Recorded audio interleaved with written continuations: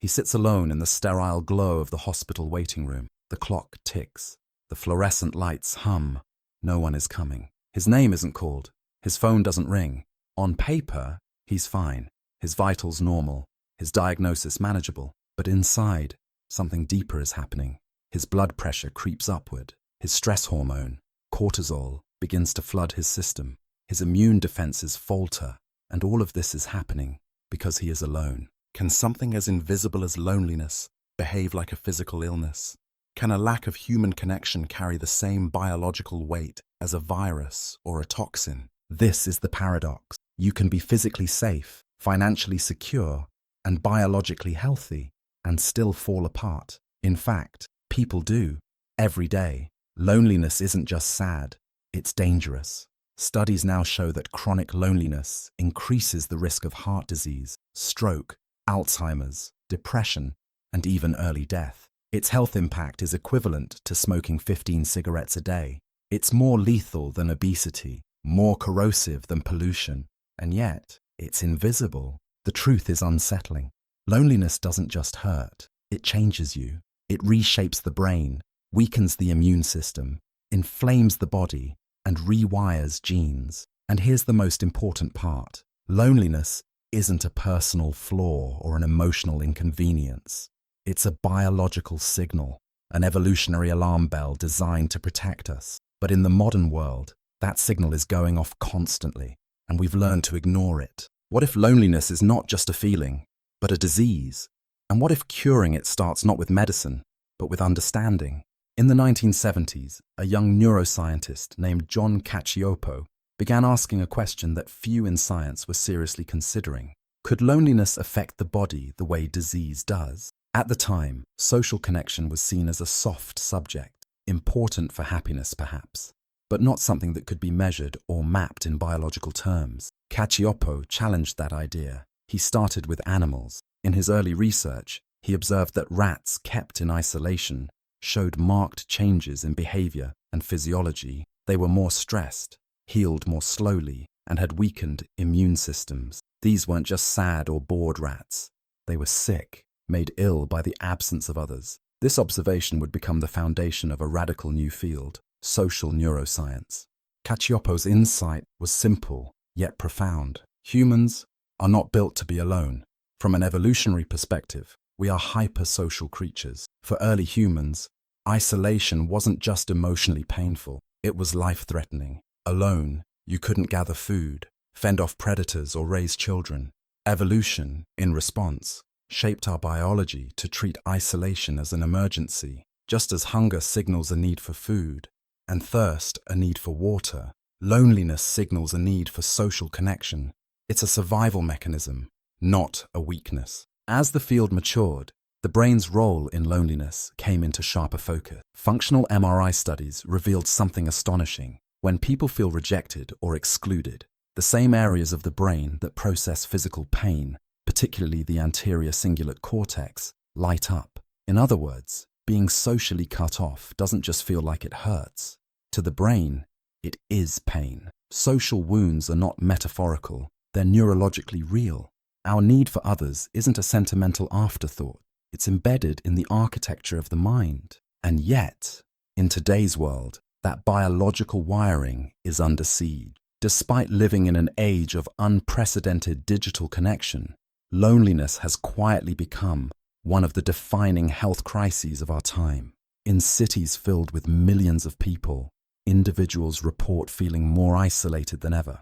Social media, while designed to bring us together, often fragments our attention and fosters shallow interactions in place of deep, nourishing ones. The architecture of modern life, work-from-home jobs, transient relationships, digital dependence, has eroded the physical and emotional spaces where connection once lived. By 2023, the issue had grown so severe that the US Surgeon General issued an advisory. America is facing an epidemic of loneliness. The document warned that disconnection has reached crisis levels, with profound consequences for both individual and public health. Mental illness, substance use, cardiovascular disease, immune dysfunction, cognitive decline, and even premature death are all tightly linked to chronic loneliness. And perhaps most disturbingly, these outcomes aren't limited to people who are elderly, poor, or visibly vulnerable. They affect people across all demographics, including those who seem outwardly successful. In a culture that prizes independence, self-sufficiency, and personal achievement, we've created systems that often isolate us from each other. We admire strength, but ignore the most human truth. We need each other to survive. What's at stake is not just emotional well-being. It's the foundational health of our bodies, our minds, and our societies. The turning point came when John Cacioppo, after decades of research, published a series of groundbreaking longitudinal studies that transformed the scientific understanding of loneliness. These weren't just psychological surveys or anecdotal observations. They revealed that loneliness leaves fingerprints on the body at the cellular level. In his work, Cacioppo demonstrated that chronically lonely individuals exhibited increased levels of inflammation, persistent, low-grade swelling in the body that plays a key role in heart disease, cancer, and neurodegeneration. Even more alarming was the discovery that these same individuals had a diminished antiviral response. Their immune systems, it seemed, had been reprogrammed to anticipate injury and trauma, not infection. Under the pressure of social isolation, the body behaved as though it were preparing for physical attack, not connection. On a molecular level, genes involved in fighting viruses were turned down, while genes that drive inflammation were dialed up. The implications were staggering. Loneliness wasn't just associated with illness, it was causing it. This insight revealed a dangerous biological feedback loop. Loneliness activates the body's stress response, elevating cortisol and triggering inflammation. Over time, this stress impairs the immune system and disrupts sleep, digestion, and even gene regulation. As health deteriorates, individuals often withdraw further from friends, from family, from life itself. That withdrawal, in turn, deepens the sense of isolation. The body, believing it is in danger, retreats into a mode of biological self-defense. But in doing so, it compounds the very problem it was trying to protect against. What starts as an emotional ache becomes a physiological downward spiral. And yet, in the medical world, this underlying cause often goes unspoken. Patients show up with high blood pressure, chronic inflammation, insomnia, digestive issues, or fatigue. They leave with prescriptions, statins, sleep aids, antidepressants. What they don't leave with is acknowledgement of the root issue, disconnection. The hidden cost is enormous. If loneliness lies at the heart of so many chronic conditions, how much suffering and how much healthcare spending could be alleviated by recognizing it for what it is? Real-world examples underscore this truth with heartbreaking clarity. In nursing homes, studies show that residents who receive regular visitors recover faster from illness and live longer than those who are isolated. In prisons, solitary confinement, often used as punishment, leads to hallucinations, panic attacks, aggression, and in some cases, permanent psychological damage. And in hospitals, patients with strong social networks not only have better surgical outcomes, but are also less likely to be readmitted. Across these systems, the presence or absence of human connection quite literally determines who lives and who suffers. Which leads to a haunting ethical dilemma. What happens when a society continues to treat loneliness as a personal failure rather than a public health crisis? In a culture that places responsibility solely on the individual, the lonely are often blamed for their own condition. They are told to put themselves out there, to be more social, to simply try harder. But what if the problem isn't a lack of effort? What if it's systemic? What if the very structure of our lives, urban sprawl, digital overload, declining communal spaces, makes real connection harder to reach? The dilemma is not only medical, it's moral. If loneliness behaves like a disease, then treating it as a private struggle instead of a collective concern may be one of the greatest oversights in modern public health. Loneliness is not new. The modern epidemic has deep historical roots, stretching back to the upheavals of the Industrial Revolution. As machines replaced manual labor and cities swelled with workers leaving rural villages, traditional social structures began to erode.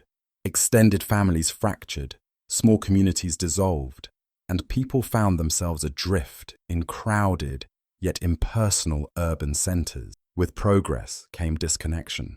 By the early 20th century, mental illness was on the rise. Psychologists like Freud turned inward, probing the unconscious mind and repressed desires. But perhaps they overlooked something crucial, that the wound wasn't only in the psyche, it was in the spaces between people. Loneliness, unspoken and unnamed, was already seeping into the architecture of modern life. Fast forward a century, and the same disconnection has taken on a digital face. In the wake of the COVID-19 pandemic, physical isolation became public policy. To save lives, we severed the most fundamental human bonds: touch, presence, shared breath. And though it was necessary, it came at a cost.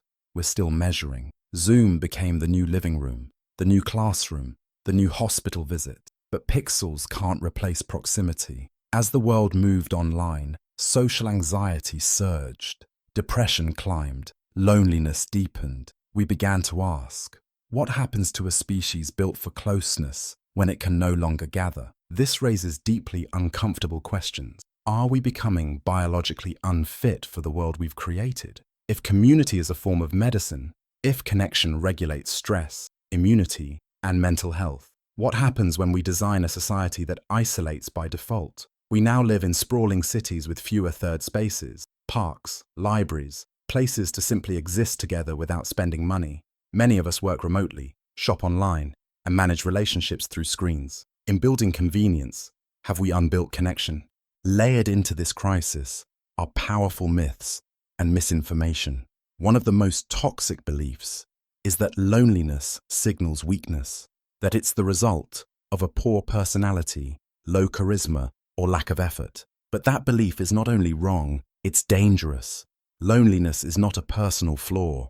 It's a biological signal, like hunger or thirst, warning us that something essential is missing. It's universal. You can feel lonely in a marriage, in a workplace, even in a crowd. And the popular solution that more messages, more followers, or more likes will solve it is equally flawed. The body doesn't register clicks and views. It registers real presence, real conversation, real safety. Part of the problem is cultural. Western societies, particularly in the US, romanticize independence. From childhood, we're told to stand on our own, to be self-made, to avoid dependence at all costs. But biologically, that's not how we evolved. Human bodies are wired for interdependence.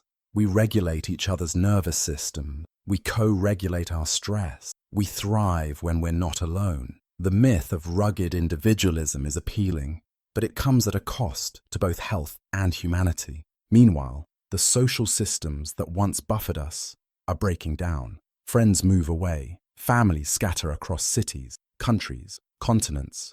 Religion, which once anchored people in regular communal rituals, is in steady decline. Even casual gathering places, cafes, bookshops, local clubs, are vanishing or being replaced by online alternatives. With every subtle shift, people turn inward. They scroll instead of speak. They text instead of visit. And slowly, silently, loneliness grows. Not dramatically, not all at once, but like a low tide that gradually pulls us farther and farther from shore. By the time we notice we're adrift, the distance feels too great to cross alone. In this rising tide of disconnection, the true conflict emerges between the world our bodies were designed for and the world we're designing now. The twist is deeper than we thought. Loneliness doesn't just hurt the body, it rewires it. Under the persistent weight of social disconnection, the body's biology begins to shift in measurable, alarming ways. Genes responsible for inflammation, those that prepare the body to heal wounds or fight injury, are turned up, flooding the system with chemical signals meant to protect in moments of physical danger. Meanwhile, genes responsible for antiviral defense are suppressed, leaving the body more vulnerable to infection. It's as if the lonely body, in the absence of physical threat, still prepares for a fight that never comes. The immune system, designed to respond to the external world, instead adapts to a perceived one, a world where isolation equals risk, where solitude is interpreted as exposure. And that leads to a staggering realization. The immune system itself acts socially. It doesn't simply respond to pathogens or toxins. It listens to the story the brain tells about our place in the social world. If the brain believes we're safe, surrounded, and supported, the body conserves energy, restores itself, and focuses on long-term health. But if the brain believes we're alone, cut off from tribe, touch, or trust, the body sounds the alarm. It readies for trauma, even if none is coming. Chronic loneliness doesn't just make you feel different, it literally makes you biologically different. And over time, that difference becomes disease. This reframes everything. Loneliness, we've been taught, is a private ache, something to manage quietly or push through with willpower. But the science now tells a different story. Loneliness is not just a personal problem. It's a physiological condition, a societal illness, a quiet force that embeds itself in the blood, the bones, the breath. It's not only about emotions, it's about inflammation, about gene expression, about the slow erosion of the body under the weight of unmet human need. And perhaps most profoundly, this suffering is not a sign of weakness. It is a biological scream, a message from the oldest parts of our species, passed down through generations of communal life. Our ancestors survived by staying together. Their bodies evolved to depend on closeness, on shared protection, on mutual care. When that closeness disappears, the body doesn't remain neutral. It cries out, it prepares, it adapts. Not because something is wrong with you, but because something is wrong with the world you've been placed in. What if we've misunderstood loneliness all along? What if it isn't shameful or soft, but sacred? A vital warning from the ancient architecture of the self. A message, not of fragility, but of biological wisdom. You are not supposed to do this alone. Modern science is now catching up with what human beings have always intuitively known. Connection heals. At the molecular level, loneliness has been shown to alter the expression of hundreds of genes, particularly those linked to the immune system, through what scientists call the conserved transcriptional response to adversity, CTRA. This evolutionary response, triggered by chronic social disconnection, increases inflammation while suppressing antiviral defenses. But here's the hopeful part. That gene expression isn't fixed. It can be changed. Studies now show that individuals with strong social ties exhibit significantly lower levels of inflammatory markers. Even more encouraging, re-establishing meaningful connection, whether through friendships, caregiving, or communal activities, can begin to reverse the biological damage that loneliness causes. This revelation has spurred a quiet revolution in healthcare. In the UK, a growing practice known as social prescribing allows doctors to prescribe human connection, recommending group activities like dance classes, community gardening, or support groups in place of pharmaceuticals. Early data suggests these prescriptions not only improve mood, but also reduce physical symptoms and doctor visits. Group therapy programs, intergenerational volunteering initiatives, and community-based care models are showing promise around the world. Neuroscientific studies reinforce these findings, revealing the brain's remarkable plasticity. Even after years of isolation, connection can rewire neural pathways toward trust, safety, and resilience. The brain, like the body, wants to heal. And crucially, healing doesn't require a massive social network. You don't need 100 friends or constant social events. Just one trusted person, one genuine connection, can be enough to lower cortisol, reduce inflammation, and help regulate your nervous system.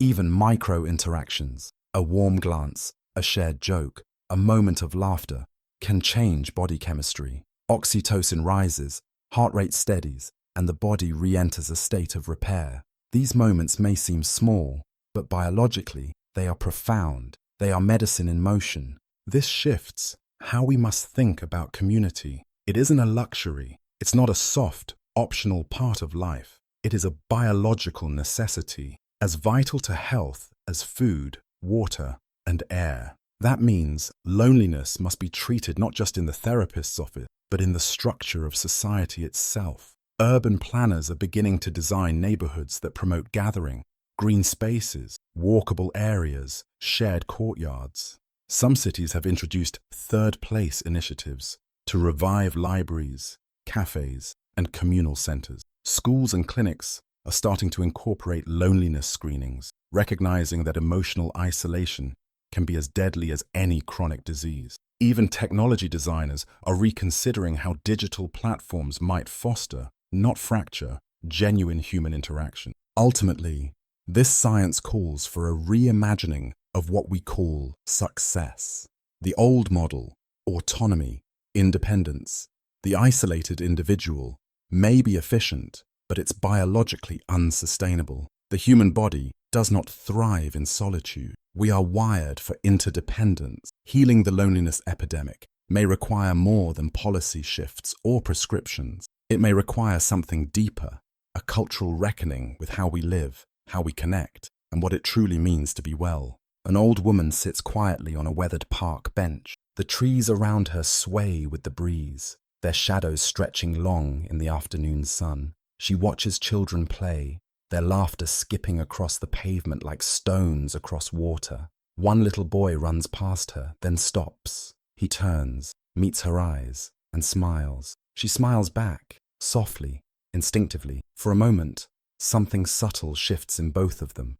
Their brains register the exchange, however brief. Oxytocin rises, heart rates ease. Somewhere beneath language and memory, a thread of connection is drawn tight. They may not speak, may never meet again, but in that flicker of recognition, their biology responds. The old woman feels a little less invisible. The boy feels a little more anchored. Neither of them knows why. But something ancient in both bodies understands, because the body listens to loneliness the way it listens to a wound, not to shame you, but to protect you, not to isolate you further, but to pull you back toward healing. Loneliness is not the problem. It's the signal, a pulse in the dark reminding you, you are meant to be among others. You are meant to matter to someone. When the heart aches in solitude, it is not a sign of fragility. It is a sign of intelligence, an internal compass pointing you home.